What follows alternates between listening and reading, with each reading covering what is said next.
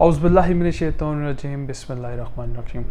आज मैं आपको गुलबर्ग ग्रीन्स गुलबर्ग रेजिडेंशिया के कुछ अहम हक़ाइक़ बताऊंगा, जिसमें सबसे पहले जिन लोगों का एक बड़ा कंसर्न या कमेंट्स या इनबॉक्स में या कॉल्स में आया था कि एजीएम के हवाले से लोगों ने बहुत ज़्यादा कंसर्न शो किया था कि नेक्स्ट एजीएम जो है वो कब होगी।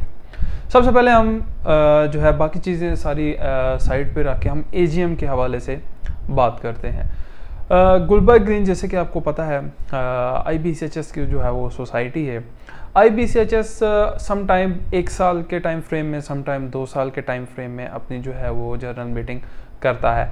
इसका कोई ऐसा टाइम फ्रेम नहीं है कि आपको कह सकें कि अभी 2021 में हुई है, 12वें महीने में हुई है तो अगले साल 12वें महीने 2022 में होगी या 2023 के 12वें में। इसका कोई ऐसा टाइम फ्रेम नहीं है। जब इनकी मर्ज़ी होती है या शॉर्ट टाइम पीरियड में कोई ऐसा नोटिस दे देते हैं कि हम जो है एजीएम रखने जा रहे हैं। लेकिन जो मेरे अपने ज़राए हैं या मेरी अपनी मालूमात के मुताबिक इस साल 90% चांसेस हैं कि एजीएम ना हो। एजीएम के हवाले से एक और कंसर्न्स भी जो है वो दिया जाता है कि उसके अंदर बहुत सारी ऐसी अनाउंसमेंट्स होती हैं जो कि बाद में उसको पाए तकमील तक नहीं पहुंचाया जाता। ये हमारे क्लाइंट्स की तरफ से काफ़ी जो है वो शिकवा आया है। फिर उसके बाद जो एजीएम के अंदर जो IB के स्पेशली तौर पे हम एम्प्लॉयज़ की बात करें तो एम्प्लॉयज़ को बहुत ज़्यादा बेनिफिट्स दिए जाते हैं। फिर उसके अलावा उनकी जो इंस्टॉलमेंट्स में डिस्काउंट या बहुत ही रीज़नेबल प्लॉट्स जो उनको दिए जाते हैं, फिर IB के एम्प्लॉयज़ उसको आगे फ़रोख्त करते हैं। अब लोगों का एक और कंसर्न्स भी है, जिसमें जो IB की फ़र्स्ट फाइल आई थी या इन्होंने जो फाइल दी थी, जिसको हम first file, second, third, fourth file का जिसका नाम है, अभी 4th जनरेशन तक, अभी 5th जनरेशन की भी बात हो रही है कि उसके अंदर भी फाइल आएंगे। लेकिन एक बहुत बड़ा एक्सपेक्ट ये भी है कि जिन लोगों के पास काफ़ी पुरानी 10 साल पहले भी फाइल है, उनके प्लॉट्स नंबर नहीं लगे। ऐसे केसेस भी हमारे सामने आते हैं। लेकिन उन लोगों को भी चाहिए, सोसाइटी उनको प्लॉट नंबर अलॉट कर रही है, जो 10 साल पहले के ऐसे केसेस हैं या जिनकी फुल पेमेंट हो चुकी हैं, वो सोसाइटी के साथ जाके कंसर्न करें। अभी तो हमने ये सारी फाइल्स के हवाले से, एजीएम के हवाले से अपना एक्सपेक्ट्स दिया। अब मैं आपको बताऊंगा जो न्यू डेवलपमेंट होने जा रही है या सोसाइटी के पास कौन कौन से ब्लॉक्स के अंदर जो कब्जे आए हैं, उनके बारे में आपको डिटेल्स देता हूँ। आपको पता है कि गुलबर्ग जो है 2 हिस्सों में डिवाइडेड है, एक फार्म हाउसेस का है और एक जिसमें छोटे प्लॉट्स हैं। अब मैं छोटे प्लॉट्स की तरफ जाता हूं, जिसको गुलबर्ग रेजिडेंशिया कहा जाता है। B ब्लॉक में काफ़ी ऐसा एरिया था जो सोसाइटी के पास कब्जा नहीं था या डेवलप नहीं हुआ था, उसकी लैंड क्लियर नहीं थी। अभी गुलबर्ग में माशाल्लाह ये ऐसी अचीवमेंट की है कि B ब्लॉक के अंदर काफ़ी एरिया जो है वो कब्जे में आ गया है, काफ़ी एरिया जो है वो क्लियर करा लिया गया है। इसी तरह आपके K ब्लॉक की बात करूं, काफ़ी सारी ऐसी ज़मीन थी जहां पे जो है डेवलपमेंट नहीं हो पा रही थी, कुछ कब्जे के मसाइल थे, कुछ और भी काफ़ी सारे, क्योंकि सोसाइटी बनाना कोई आसान चीज़ नहीं है। बहुत सारे इसके अंदर चीज़ें आती हैं, बहुत सारी रुकावटें आती हैं, बड़ा ही मुश्किल ये काम होता है। जो लोग इसके अंदर हैं, जो लोग मेरी वीडियोस देख रहे होंगे, इस चीज़ से इत्तेफाक करेंगे, बड़ा ये मुश्किल और क्रिटिकल सा काम है। ज़मीनों के मामलात बड़े क्रिटिकल होते हैं। फिर उसके बाद K ब्लॉक के अंदर जो है वो डेवलपमेंट हुई है, आप मौके पे जाके देख सकते हैं कि काम हो रहा है। फिर मैं दोबारा आता हूँ A ब्लॉक के अंदर।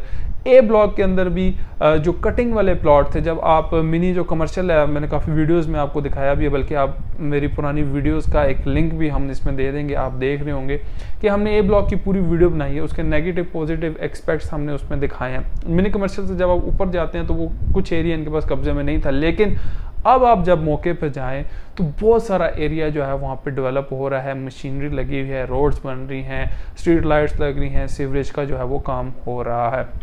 हमने K ब्लॉक की भी बात कर ली, हम V ब्लॉक की बात करते हैं। V ब्लॉक में भी कुछ ऐसा एरिया था जहाँ पे कब्जे के इशू थे। अल्हम्दुलिल्लाह सोसाइटी ने काफ़ी वर्क किया, मेहनत की और वो काफ़ी एरिया जो है वो क्लियर करवा लिया गया। अब मेन कंसर्न लोगों का ये था कि जो AA ब्लॉक में 5 मरला जो आपके IB के थे, वो 6 मरला जो नैब के प्लॉट्स थे, कुछ प्लॉट जो हैं वो शिफ्ट हो गए हैं, जो आपके F एग्जीक्यूटिव में या A एग्जीक्यूटिव में या 2 में डिफरेंट जो है वो शिफ्टिंग का अमल हुआ। ख़ास खुसूसी तौर पे जो कि कैटेगरी के प्लॉट थे वो जो है वो शिफ्ट हुए। अब AA ब्लॉक एक बड़ा ही अच्छा आप समझें कि इन्होंने अच्छा एक नक्शे में भी आप देख रहे होंगे, बड़े अच्छा एक ब्लॉक दिया जिसमें तमाम छोटे जो है वो प्लॉट्स की कैटेगरी रखीगी। अभी भी AA में 5 मरले के कुछ जो कैटेगरी के अलावा वहाँ पे प्लॉट मौके पे मौजूद हैं। इसी तरह हम बात करते हैं P ब्लॉक की, जिसमें P1, P2, P3, P4 है। P1 तक जो हमारे पास सोसाइटी के पास कब्जा है, लेकिन P2, P3, P4 में कब्जा तो है, लेकिन अभी वो डेवलप नहीं हुए। इन तीन P2, P3 और P4 में आप अभी भी इन्वेस्टमेंट जो है अपनी सिक्योर कर सकते हैं। फिर उसके अलावा आप इन्वेस्टमेंट की अभी गुलबर्ग में क्या अपॉर्चुनिटी है, अगर छोटे प्लॉट्स में आप जाते हैं या इंस्टॉलमेंट्स में लेना चाहते हैं, हमारे पास इंस्टॉलमेंट में भी फैसिलिटी मौजूद है, जिसमें आपका ए एग्जीक्यूटिव 2, फिर उसके बाद आपका F एग्जीक्यूटिव 1, 2, 3 एंड 4 तक ये जाते हैं। उसके बाद इसके अंदर छोटे मोटे कमर्शियल भी हैं, लेकिन वो अनाउंसमेंट उसकी बाद में होगी। गुलबर्ग के बारे में मेरी कोशिश ये होती है कि नेगेटिव पॉजिटिव एस्पेक्ट्स आपको दोनों बताऊँ। ये है कि गुलबर्ग के बारे में हमारी भी लोगों की भी क्लाइंट्स की तरफ से आता है, गुलबर्ग की डेवलपमेंट जो है वो बहुत ज़्यादा स्लो है। लेकिन डेवलपमेंट स्लो होने के बहुत सारे रीज़न हैं, कब्ज़े के इशू होते हैं और भी बहुत सारे ऐसे इंटरनल मैटर्स होते हैं जो कि डेवलपमेंट स्लो होने का सबब बनते हैं। लेकिन गुलबर्ग जैसी कोई ऐसी प्राइम सोसाइटी आपने कभी देखी नहीं होगी। आप इसकी रोड्स देख लें, इसके कमर्शियल देख लें, आप इनके फार्म हाउसेस देख लें, मसाजिद देख लें, या जो फैसिलिटेशन जो सेंटर होता है वो देख लें, सिक्योरिटी के हवाले से आप देखें, और आबो हवा इतनी साफ़ कि दिल करता है कि बस इंसान यहीं पर रहे, इससे आगे हट के ना जाए। बैरिया ने एक कॉन्सेप्ट पाकिस्तान में रियल इस्टेट का सोसाइटी के हवाले से दिया था, फिर उसके बाद कॉन्सेप्ट जो है मैं समझता हूँ कि गुलबर्ग ने एक अपना सिक्का जो मनवाया है। लेकिन डेवलपमेंट अगर तेज़ हो और लोग इस सोसाइटी के अंदर इतने आए जिसका कोई इंतहा नहीं। अभी अगर 2023 की बात की जाए तो अगर 2023 में आप समझते हैं कि इन्वेस्टमेंट करनी चाहिए या नहीं करनी चाहिए, आप लोगों के जहन में एक सवाल होगा कि 2023 में अभी इन्वेस्टमेंट करनी चाहिए कि नहीं। अगर मेरी एक्सपर्ट ओपिनियन लें तो 2023 एक ऐसा साल है, ये एक टर्निंग पॉइंट हो सकता है, क्योंकि पॉलिटिकल इंस्टेबिलिटी, अगर आज से मैं पिछले महीने चलूँ, बहुत ज़्यादा पॉलिटिकल अनस्टेबिलिटी, लेकिन अभी थोड़े थोड़े मामला तय हो गए हैं, बजट पेश हो चुका है।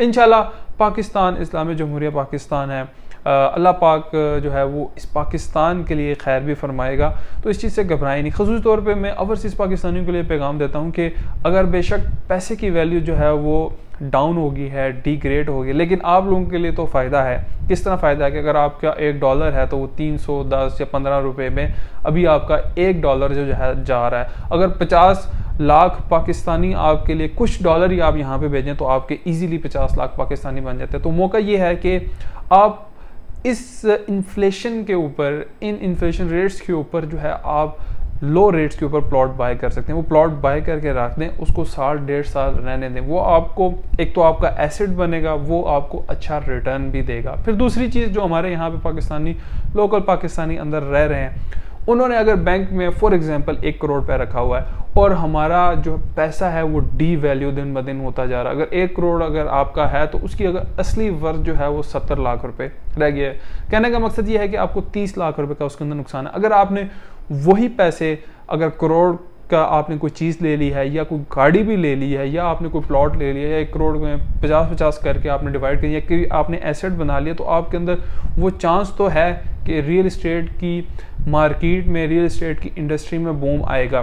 फिर 2 चीज़ें मैं आपसे और डिस्कस करता चलूँ कि लोग कहते हैं कि रियल इस्टेट में इन्वेस्ट करना चाहिए या इन्वेस्ट नहीं करना चाहिए, या आपको अपने एसेट्स बनाने चाहिए या एसेट्स नहीं बनाने चाहिए, या आपको अपना घर लेना चाहिए या आपको रेंटल घर में जाना चाहिए। देखें, अगर इमोशनली मैं बात किया जाऊँ कि आपको अपना छत, अपना घर बहुत ज़्यादा एक आपको इत्मीनान देता है, एक आपको कॉन्फिडेंट देता है। रेंट के घर में आपको उस तरह से कॉन्फिडेंट, एक इत्मीनान नहीं आता, क्योंकि रियल इस्टेट आपके लिए बहुत ज़रूरी है, इन्वेस्ट करना बहुत ज़रूरी है, आपके फ्यूचर के लिए, आपके बच्चों के लिए, आपका एक एसेट जो है वो बहुत ज़रूरी है। तो ये 99.9% की ये ज़रूरत है। ज़रूरत इस वजह से है कि आपको रात में जब आप घर जाएं, अपने काम से घर जाएं, तो आपको अपनी छत चाहिए।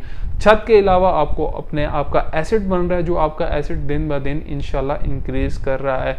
होप सो आपको मेरी वीडियोस जो है वो अच्छी लगी होगी। अगर आप इसी तरह के मज़ीद वीडियोस देखना चाहते हैं तो हमारे चैनल को सब्सक्राइब भी करें, लाइक भी करें, और अगर आप गुलबर्ग के हवाले से कोई इन्फॉर्मेशन लेना चाहते हैं या किसी स्पेसिफिक ब्लॉग के हवाले से आप कोई इन्फॉर्मेशन ग्रैंड मार्केटिंग से लेना चाहते हैं, हमारे नंबर भी आ रही है, हमें कमेंट करें, या अगर आप लोगों की कमेंट्स आते हैं कि इस ब्लॉग के हवाले से वीडियोस दें, इस ब्लॉग के हवाले से अपना रिव्यू दें, तो इंशाल्लाह हम उस ब्लॉग के हवाले से रिव्यू भी देंगे। Thank you.